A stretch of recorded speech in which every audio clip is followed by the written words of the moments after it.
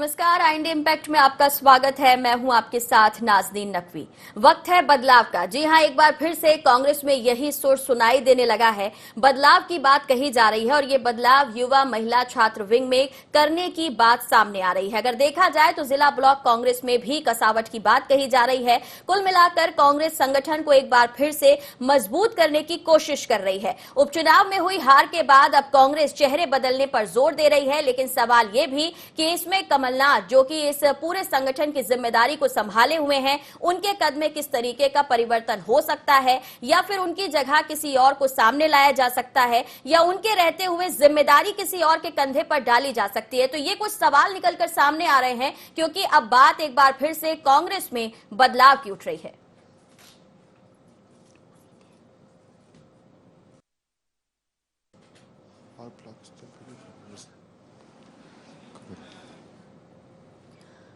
तो चलिए इसे समझने की कोशिश करेंगे कि मध्य प्रदेश कांग्रेस में सिर्फ किरदार बदलेंगे या कलेवर बदलेगा, क्या कुछ तैयारी है। हमारे साथ आमिर, हमारे सहयोगी जुड़ गए। आमिर, कांग्रेस एक बार फिर से बदलाव की राह पर जाने वाली है। जाहिर है कि एक बड़ी हार उसने देखी है। देखिए, जिस तरह से मध्य प्रदेश में 28 सीटों पर उपचुनाव हुए थे और इसमें 28 सीटें जीतने का दावा किया जा रहा था, लेकिन महज 9 सीटें ही कांग्रेस की झोली में आ पाई थी। इस हार को देखते हुए कांग्रेस अब संगठन में चेहरे बदलने जा रही है, क्योंकि एक बड़ा बदलाव कांग्रेस इस बार करने जा रही है। इसमें छात्र विंग जो कांग्रेस के वो, और इसमें महिला कांग्रेस है, युवक कांग्रेस है, इनमें जो है पदाधिकारियों को बदलने की तैयारी की जा रही है। साथ ही संगठन में भी जिस तरह से बदलाव किया जाएगा, तो जिला और ब्लॉक लेवल के भी पदाधिकारियों को कांग्रेस बदलने जा रही है, क्योंकि एक अभी हार पर मंथन किया जा रहा है और इसमें एक रिपोर्ट मंगाई गई है पीसीसी चीफ कमलनाथ की ओर से। प्रत्याशियों से मांगा गया कि आखिर कहां पर यह चूक हुई थी और किस तरह से लोगों ने अगर भीतरघात किया है तो वो बताएं, अगर कहीं काम में किसी तरह से लापरवाही बरती गई है तो वो बताएं, क्योंकि इसी के आधार पर कांग्रेस में जो है संगठन में बदलाव देखने को मिलेगा। और पीसीसी चीफ कमलनाथ ने अभी आला कमान से मुलाकात की थी हाल ही के दिनों में, और वहां से भी जो है संकेत मिले थे संगठन में बदलाव को लेकर, क्योंकि जिस तरह से उपचुनाव में हार हुई थी और इसको पूरा जो है रिपोर्ट आला कमान के सामने पेश की गई थी। और कांग्रेस ये भी प्रयास में लगी हुई है कि जिस तरह से मंडी के ग्राम पंचायत के और नगरीय निकाय के चुनाव होने हैं, उसमें किस तरह से बेहतर प्रदर्शन कांग्रेस का हो सके, इसमें संगठन में क्या कुछ बदलाव किए जाना चाहिए। कांग्रेस इस रूपरेखा पर भी काम कर रही है, और साथ ही जिस तरह से 2023 में विधानसभा के चुनाव होने हैं, इसकी भी तैयारी में अभी से जुट गई है। क्योंकि जिस तरह से उपचुनाव में कांग्रेस को भारी हार का सामना करना पड़ा है, तो कांग्रेस अब नए चेहरों के दम पर और चेहरे बदलने के कि जिस तरीके से एनालिसिस हो रहा है, मंथन हो रहा है, चिंतन हो रहा है, और इसमें क्योंकि कमलनाथ ही पूरी बागडोर को संभाले हुए थे, चाहे वो अध्यक्ष के पद की बात हो, चाहे वो बाकी अन्य पदों की बात हो, नेता को लेकर, नाम को लेकर सिर्फ और सिर्फ कमलनाथ ही सुनाई दे रहा था। लेकिन उतनी बड़ी जीत की जो दावे थे वो यहां पर नहीं साबित कर सके कमलनाथ। तो कहीं ना कहीं सवाल है, क्योंकि 15 महीने सरकार में चलाने के बाद ही सरकार और सत्ता से हाथ धो बैठना, और उसके बाद उपचुनाव में भी बड़ी हार। देखिए, कांग्रेस के सामने एक बड़ा सवाल यही खड़ा होता है कि 15 महीने पहले कांग्रेस ने सरकार चलाई और उसके बाद जिस तरह से सरकार कांग्रेस की गिरी और फिर दोबारा से भाजपा की सरकार बनी, यही दावा किया जा रहा था कि टिकाऊ बिकाऊ के नारे के साथ में कांग्रेस जनता के बीच में पहुंचेगी और जीत हासिल कर आएगी। कांग्रेस की ओर से दावा भी यही किया जा रहा था कि पूरी 28 सीटें जीतेंगे और एक बार फिर मध्य प्रदेश में कांग्रेस की सरकार बनाएंगे। लेकिन जिस तरह से परिणाम आए वो जरूर चौंकाने वाले थे, क्योंकि महज 9 सीटें कांग्रेस की झोली में पहुंची। के बारे में आमिर सबको पता है, लेकिन अगर बात की जाए कांग्रेस के अंदर की हलचल की, वो क्या कुछ आप जानकारी दे पाएंगे? क्योंकि अगर देखा जाए कि कार्यकर्ताओं में भी निराशा की बात सामने आ रही है, कार्यकर्ताओं को बूस्टअप करने की ये शिकायत की ऊपर जो नेता हैं, जो आला कमान है, वो उनकी बात नहीं सुनते। तो क्या ये कमियां कांग्रेस दूर करने पर फोकस कर रही है? देखिए, अभी लगातार बैठकें तो चल रही हैं। खुद पीसीसी चीफ कमलनाथ के निवास पर बैठक हुई थी और इसमें भी इसी बात को लेकर चर्चा की गई थी कि किस तरह से हार हुई है और उस पर मंथन किया जा रहा है। प्रत्याशियों से रिपोर्ट मांगी जा रही है, जहां जहां हार का कांग्रेस को सामना करना पड़ा था उनसे चर्चा की जा रही है। अगर किन लोगों ने भीतरघात किया है तो उन पर किस तरह से कार्रवाई की जाए, इस पर भी चर्चा की जा रही है। साथ ही संगठन में क्या बदलाव किए जाए, जिला और ब्लॉक लेवल पे पदाधिकारियों को किस तरह से बदला जाए, आखिर वो कौन चेहरे हो जिनको ये जिम्मेदारी दी जाए, और प्रदेश प्रदेश लेवल पर भी किस तरह से संगठन में बदलाव हो, क्योंकि चलिए, एक बड़ा बहुत सारी मोर्चा। कोशिशें हैं, बहुत सारे सवाल हैं और बहुत सारी कमियां जिसे कांग्रेस दूर करने पर जोर देने की बात कह रही है। शुक्रिया आमिर। हमारे साथ वरिष्ठ पत्रकार संदीप पौराणिक जी जुड़ गए हैं, उनसे संपर्क करेंगे। संदीप जी, अगर बात की जाए, वक्त है बदलाव का, लेकिन इस बार ये बदलाव जो है वो कांग्रेस अपनी पार्टी के अंदर करना चाहती है। मध्य प्रदेश कांग्रेस में चेहरे को बदलने पर जोर देने की बात यहाँ पर कही जा रही है। तो क्या आपको लगता है कि सर्वे भी फेल हो गए? जीत की बात कही जा रही थी और साथ ही साथ कमलनाथ जी जो जीत का दम भर रहे थे, उनकी भी जो कोशिश रही वो भी फेल हो गई है। देखिए नाज़रीन, से दो चीजें बड़ी महत्वपूर्ण है। ये समय वाकई में बदलाव का है, पार्टी को जरूरत है इस बदलाव की जी। जहां तक आपने सर्वे की बात की है, तो सर्वे सारी पार्टियां कराती हैं और जो सर्वे एजेंसियां होती हैं वो हमेशा उस राजनीतिक और राजनीतिक दल के समर्थन की बात करती हैं, क्योंकि सर्वे एजेंसियों को उसके एवज में पैसा मिलता है। क्या कभी हमने ऐसा सुना कि किसी राजनीतिक दल के सर्वे ने ये कहा हो कि आप चुनाव हार रहे हैं? तो सर्वे तो हमेशा आपके पक्ष में आते हैं। राजनीतिक जो सर्वे पार्टियां कराती हैं, जो इंडिपेंडेंट एजेंसी करती हैं, जो निष्पक्ष होती हैं, जो सामान्य तौर पे पता करती हैं, उनके नतीजे इर्द गिर्द होते हैं सर्वे के। तो सर्वे तो स्वाभाविक है पार्टी के पक्ष में रहा होगा। जहां तक आप बदलाव की बात कर रही हैं, तो ये समय ऐसा है कि पार्टी के लिए एक नए चेहरे की जरूरत है, ताकि कार्यकर्ताओं को भी ये संदेश जा सके कि पार्टी बदलाव कर रही है और आने वाले समय में उन्हें भी अवसर मिल सकता है। पार्टी जिस धारा पे चल रही थी या जिस चीजों को लेके चल रही थी, उसमें बदलाव लाना चाहती है, क्योंकि जीत आपको तभी मिलेगी जो स्थितियां इनमें बदलाव लाएंगे। कमलनाथ एक बार अध्यक्ष बनाए गए तो सत्ता मिल गई पार्टी को। अब पार्टी को अगर कुछ हासिल करना है तो बदलाव तो करना ही होगा, और अगर उस दिशा में पार्टी बढ़ रही है तो ये कहीं ना कहीं पार्टी के लिए श्रेयस्कर और हितकर दोनों होगा। चलिए, हमारे साथ सुनील सराफ भी जुड़ गए हैं। स्वागत है आपका सुनील जी। क्या कहेंगे, बदलाव की बात एक बार फिर से कांग्रेस में सुनाई दे रही है और इस बदलाव में क्या चेहरे बदलने पर भी जोर रहेगा? क्योंकि कमलनाथ जी ने बहुत कोशिश की, प्रयास किए, लेकिन जिस तरह की संगठन में मजबूती होनी चाहिए थी शायद वो अब भी नहीं दिख रही है। जी देखिए, परिवर्तन संसार का नियम है।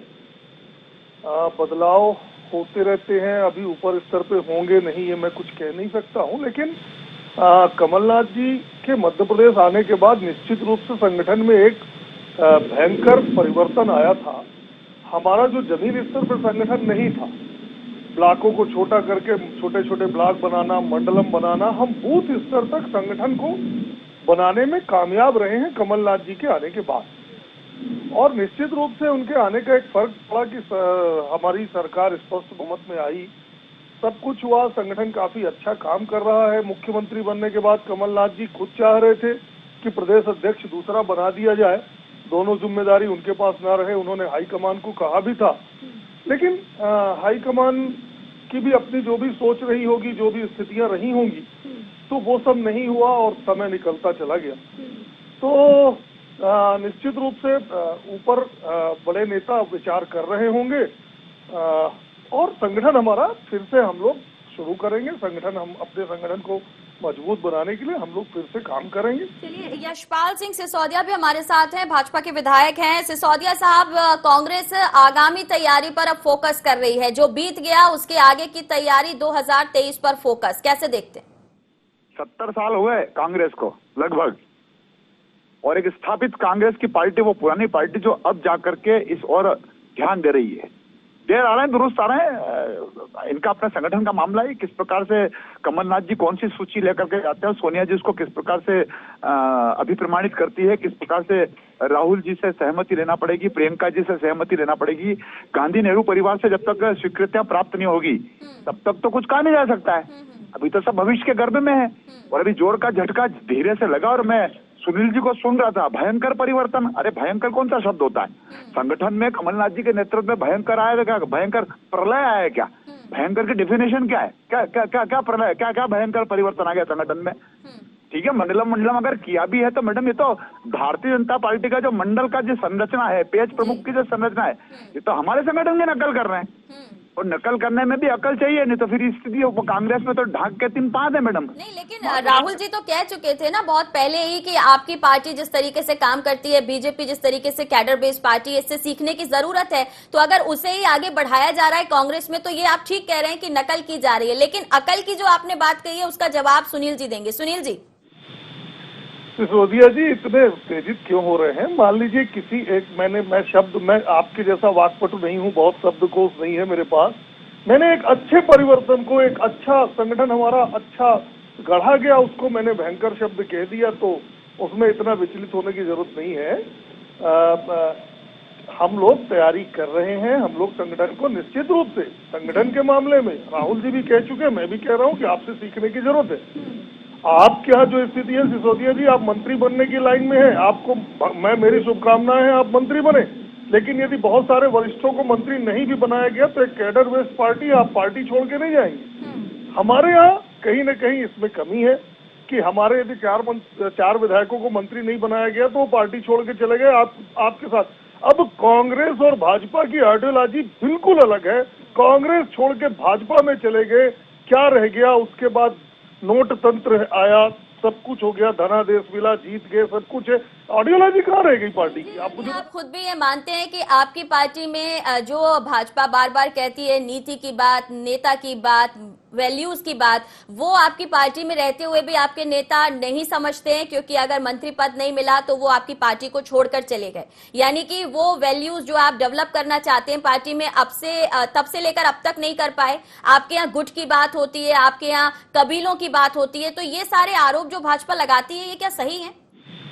देखिए, गुट और कबीलों की बात तो भाजपा में भी होती है, लेकिन कहीं न कहीं ये बात है कि कई गुट, कई कबीले होने के बाद भी अंदर अंदर भयंकर शब्द कह दिया, सिसोदिया जी नाराज हो जाएंगे, बहुत ज्यादा असंतुष्ट होने के बाद भी खुल के बाहर नहीं आते। खुल के बाहर भी आते हैं तो संगठन अपने स्तर पे उन्हें सॉल्व कर लेता है। नहीं, वैसे सिसोदिया जी नाराज नहीं होंगे, क्योंकि जो कुछ कांग्रेस में होता है वो वाकई भयंकर ही होता है। चाहे एक साथ 22 विधायक आपके चले गए हों, सिंधिया जी ने साथ छोड़ दिया, और ये सब जब होता है तो भयंकर शब्द आएगा ही आएगा। बहरहाल हमारे साथ संदीप जी भी हैं। संदीप जी, कैसे देखते हैं? सराफ साहब कह रहे हैं भयंकर बदलाव आएगा कांग्रेस में, लेकिन ये पार्टी के लिए अच्छे रूप में आएगा या फिर एक बार फिर से बहुत ज्यादा कांग्रेस को कसरत करने की जरूरत दिख रही है?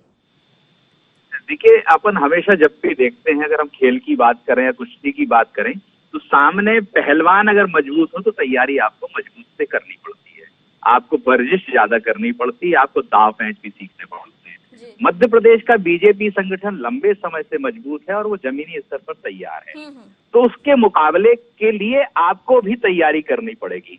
कांग्रेस को ये जरूरत है कि वो समीक्षा करे, क्या वाकई में हमारा जिले स्तर पर संगठन तैयार है, क्या हमारा मंडल स्तर पर संगठन है। इन चीजों की समीक्षा कांग्रेस को करनी पड़ेगी, और अगर उसने तैयारी नहीं की तो जो भयंकर पहले हुआ है, जो मार्च की बात कर रही हैं आप, जो सुनील सराफ जी भी कह रहे हैं, तो मुझे ये ऐसा लगता है कि अगर यही स्थितियां रही तो एक बार फिर हमें भयंकर स्थिति तो देखनी पड़ेगी। बिल्कुल, इसके लिए तैयार रहना पड़ेगा। सर, इसमें कैसे देखा जाए ये उपचुनाव और इसके परिणाम आने के बाद सोनिया गांधी जी से कमलनाथ जी की मुलाकात हो चुकी है, आगे बात हो चुकी है, तो क्या लगता है आपको अब संगठन में बदलाव की बात की जा रही है, ऐसे में कमलनाथ जी ही बागडोर संभाले रहेंगे या सिर्फ वो चेहरा हो सकते हैं, काम की जिम्मेदारी किसी और के कंधे पर डाली जा सकती है? क्योंकि अलग अलग नेता हैं, अलग अलग उनके गुट हैं, उनके समर्थक अलग हैं, चाहे हम दिग्विजय जी की बात करें, जीतू पटवारी की बात करें, तो ऐसे में क्या लगता है आपको कि आगे कांग्रेस में क्या कुछ ऐसा देखने को मिल सकता है जो स्पार्क के तौर पर काम करे? देखिए, ये तो बिल्कुल तय है कि मध्य प्रदेश में कांग्रेस का चेहरा कमलनाथ जी रहेंगे, अभी है और आगे भी रहेंगे, जो कांग्रेस की रणनीति दिख रही है।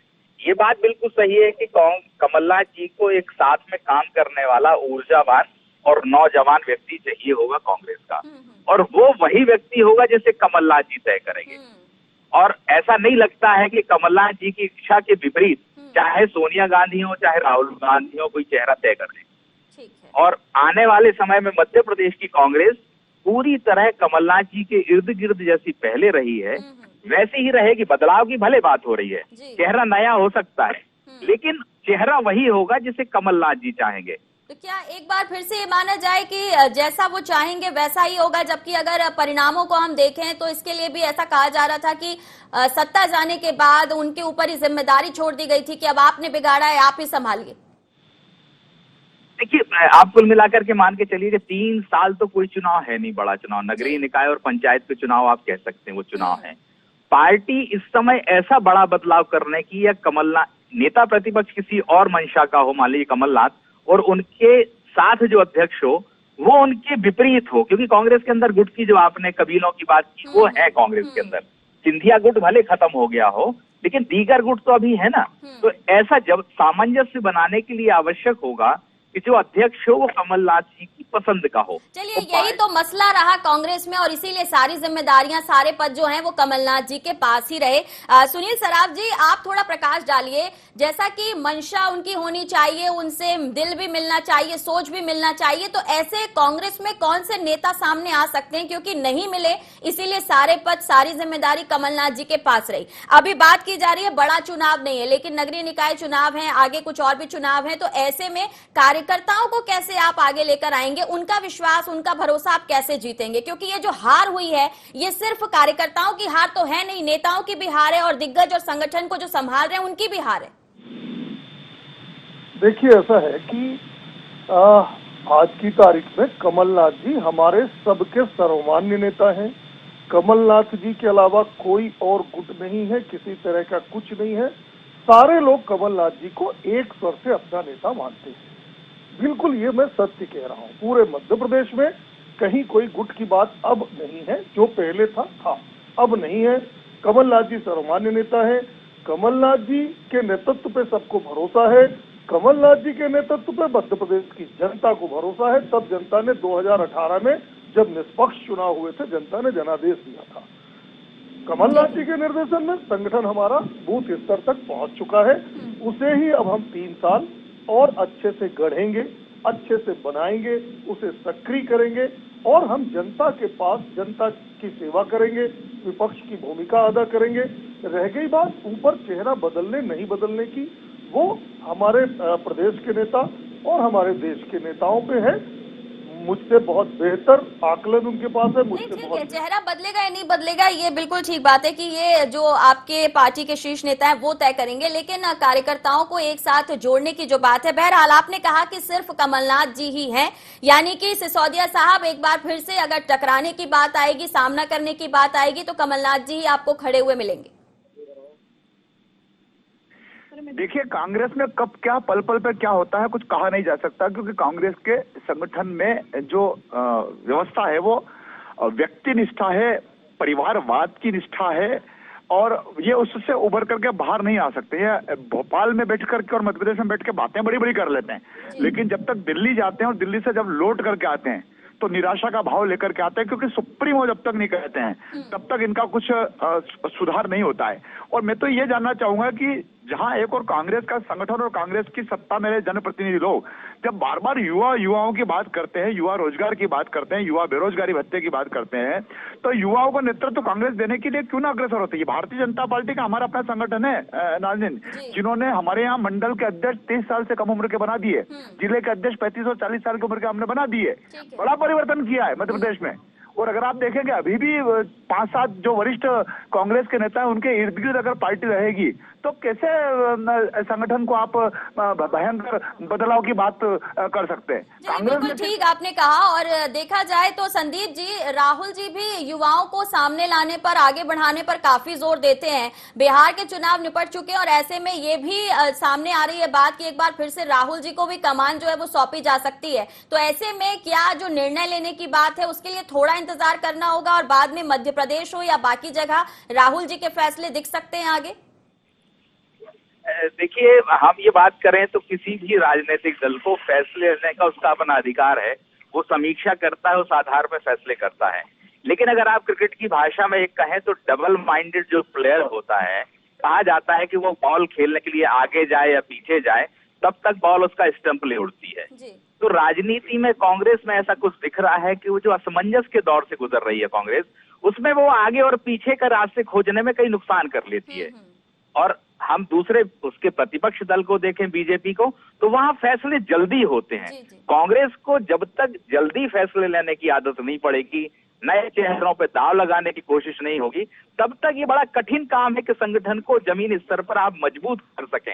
राहुल इसमें गांधी एक के साथ छोटी सी बात और सर आपसे कि आपने कहा कि कांग्रेस को जल्दी फैसले लेने की आदत डालनी होगी। यहाँ पे जल्दी फैसले लेने पर बात है या फिर जो दबाव की राजनीति कांग्रेस में दिखती है, जो बड़े नेता हैं उनका कद जो बड़ा है और वो जो दबाव की राजनीति करते हैं, उससे भी बाहर आना होगा? स्वाभाविक सी बात है, ये दबाव की राजनीति गुट से पैदा होती है। मध्य प्रदेश की कांग्रेस की अगर हम बात करें तो आपको दिखते हैं, छत्रप दिखते हैं, अलग अलग बिखरी कांग्रेस दिखती है। जब तक कांग्रेस अनुशासित नहीं होगी, फैसले लेने की क्षमता नहीं लेगी आएगी, और चाहे उससे नुकसान हो या फायदा, फैसले आपको लेने पड़ेंगे। कुछ समय के लिए नुकसान हो सकता है, लेकिन नेताओं के बीच ये संदेश अगर चला जाएगा कि आप तब हैं जब पार्टी है, आप पार्टी में ताकतवर तब हैं जब पार्टी आपको महत्व दे रही है। अगर पार्टी यही मानती रही कि आप ताकतवर हैं तो नेता पार्टी से ऊपर निकल जाता है। और कांग्रेस में मध्य प्रदेश में स्थिति है कि कई नेता ये मान बैठे हैं कि वो पार्टी से ऊपर हैं। यही कारण है कि गुट दिखते हैं, चाहे ऊपर से हाईकमान कोई भी निर्देश दे, वो अपने तरह से फैसले करते हैं। और कांग्रेस की कमजोरी का सबसे बड़ा कारण यही बात है। सराफ साहब, आप कह रहे हैं कि सब कमलनाथ जी की बात सुन रहे हैं, इकलौते वही नेता हैं, लेकिन गुट का जो आप पर स्टैंप लग चुका है, क्या उसे भी कांग्रेस हटा पाएगी? कुछ ऐसी नजीर आप पेश करेंगे? नहीं, अब आज की तारीख में कोई गुट का स्टैंप नहीं लगा है। ये तो भाजपा की अपनी एक सोची समझी रणनीति है कि वो इस तरह की बातें करके कांग्रेस को हमेशा बदनाम करने की कोशिश करती है। सिसोदिया जी कह रहे थे हमारी सारी लिस्ट कांग्रेस की दिल्ली से फाइनल होती है। सिसोदिया जी एक लिस्ट बता दो आपकी भोपाल में फाइनल होती हो, आपकी एक लिस्ट दिल्ली में फाइनल होती है, आपका मंत्रिमंडल दिल्ली में फाइनल होता है, आपका प्रदेश अध्यक्ष दिल्ली में फाइनल होता है, आपका महामंत्री दिल्ली में फाइनल होता है, हर चीज दिल्ली में। यदि किसी भी पार्टी का मुखिया दिल्ली में बैठा है तो निश्चित रूप से सारी चीज फाइनल दिल्ली से होगी, उसमें बुरा क्या है? और जो कह रहे हैं ना कि 35 साल का जिलाध्यक्ष बना दिया, 25 साल का मंडलाध्यक्ष बना दिया, मैं कितने जिलाध्यक्ष बता सकता हूं जो 50 साल के ऊपर के हैं। हमारे अनूपपुर का जिलाध्यक्ष 50 साल से ऊपर का है। ये सब कागज की बात ना करें, देखें संगठन हमारा भी है, नेतृत्व हमारा भी है, सब कुछ है। समय की बात है कि हम नोट तंत्र में पीछे हो गए, हम धन का नंगा खेल नहीं खेल पाए पैसों का, इसके वजह से आज ये सब बातें आ रही हैं। नहीं तो जनादेश भी हमें मिला था और सरकार भी कमलनाथ जी बहुत अच्छी चला रहे थे। बहरहाल 3 साल हम फिर जनता के साथ मिलकर विपक्ष की भूमिका अदा करेंगे, फिर देखते हैं। सिसोदिया जी, ये तो स्वीकार लिया है कांग्रेस ने कि 3 साल वो विपक्ष की भूमिका निभाएगी, लेकिन जनता के मुद्दों को उठाने के साथ साथ वो आरोप जो अब तक सुनाई दे रहा है, नोट तंत्र का, बदलाव का, खरीद फरोख्त का, वो अब भी लगातार भाजपा के ऊपर लगाया जा रहा है। देखिए, जिस आरोप में कोई तथ्य नहीं हो, जिस आरोप में कोई साक्ष्य नहीं हो, जिस आरोप में कोई दम नहीं हो, वो जनता के गले नहीं उतरते हैं। और ये शुरू से गद्दार और खुद्दार और नोट और बिक गए और कहने की बात जो कर रहे थे ना, ये जनता ने स्वीकार नहीं किया। और हमारा कहना है, सुनील जी, आपसे निवेदन है कि ये बात ठीक है कि दोनों ही दलों की राजनीतिक पार्टियों के मुख्यालय दिल्ली में है, लेकिन हमारा जो मुख्यालय है वो व्यक्ति आधारित नहीं है, वंश आधारित नहीं है। हमारा संगठन नीचे से सूची जाती है, उसको जो छन्नी लेकर के निकलते हैं, जिस प्रकार से उसको स्क्रूटनी की जाती है, उसको फाइनल करती है। अब क्या होता, क्या कहते, क्या करते, क्या है। और जहां तक आपने कहा कि भारतीय जनता पार्टी ने लोकतंत्र को बेच दिया, आप बताइए कितने लोगों को आपने टिकट दे दिया जो भारतीय जनता पार्टी के विधायक थे, मंत्री थे पूर्व में, और वो अपरिहार्य कारणों से अगर भारतीय जनता पार्टी में उनका मन नहीं बन रहा था तो वो दल बदल करके आ गए। तुम्हारा खून खून, हमारा खून पानी। आपके यहाँ पर कन्हैयालाल जी अग्रवाल पूर्व मंत्री को आप टिकट दे देते हैं, आप पारुल साहू को बुला करके वेलकम कर लेते हैं, आप सिकरवाल जी को बुला करके स्वागत सत्कार कर देते हैं। दूसरे दलों के वे लब्ध प्रतिष्ठित जननेता जिनकी 30-20 साल हो गई राजनीति में जनता की सेवा करने को लेकर के, वो दल बदल करके आ जाता है, आपके बदल में आ जाता है। तो कोई भी नहीं बचा था सिसोदिया जी। दल बदल की अगर हम बात करें तो सभी का एक ही जैसा हाल है। बहरहाल जवाब देने के लिए सुनील जी क्या कहेंगे? नहीं, देखिए दोनों परिस्थितियां अलग हैं। आपने जो हमारे दल के लोगों को जो टिकट दिया वो अलग है, क्योंकि किन परिस्थितियों में वो सरकार गिरा के गए थे, वो सरकार गिरा के गए थे। और जिस तरह से चुनाव हुआ, यदि इस तरह से चुनाव होते रहे, सिसोदिया जी मैं आपका बहुत सम्मान करता हूं, आत्मा में हाथ रख के आप बताइए, जो करोड़ों करोड़ के जो चुनाव ये होने लगे हैं, क्या ये प्रजातंत्र के लिए अच्छा है? जीतने वाला नेता क्या जनता के लिए कुछ कर पाएगा, या वो अपने पैसे की व्यवस्था करेगा जो इतने हजारों। बाद में जवाब लेंगे, पहले आपसे एक सवाल, लेकिन आप ये मानते हैं कि आपकी खरीद फरोख्त की बात, आपकी गद्दार की बात, आपकी नोट की बात, ये सब जनता ने ज्यादा समझी नहीं? आप भले समझाने की कोशिशें करते रहे। जिस तरीके से प्रभुराम चौधरी जी जीते, जिस तरीके से तुलसी सिलावट जी जीते, ये वही चेहरे थे जो आपकी पार्टी को छोड़कर गए थे। इन पर भी आपने खरीद फरोख्त की बात कही थी, लेकिन जनता को आप नहीं समझा पाए। मुझे नहीं लगता कि ये जनता के वोटों से जीते हैं। ये तो बस मैं आपको बता रहा हूं ना कि एकदम पूरा नोट तंत्र, पूरा पैसों का खेल। जनता हमारे यहाँ की बहुत भोली भाली है, जनता बहुत भोली भाली है। जनता को भी क्या हुआ नहीं हुआ बहुत, ये अभी तो सब एक समीक्षा का विषय है, एक समीक्षा होगी और इस तरह से चुनाव प्रजातंत्र में नहीं मुझे होगा। लगता है कांग्रेस को बड़ी समीक्षा की यहाँ पर जरूरत है, क्योंकि संदीप जी, अभी सराफ जी कह रहे हैं कि जनता बहुत भोली भाली है, जनता ने क्या समझा क्या नहीं समझा ये कांग्रेस अभी समझ ही नहीं पा रही है।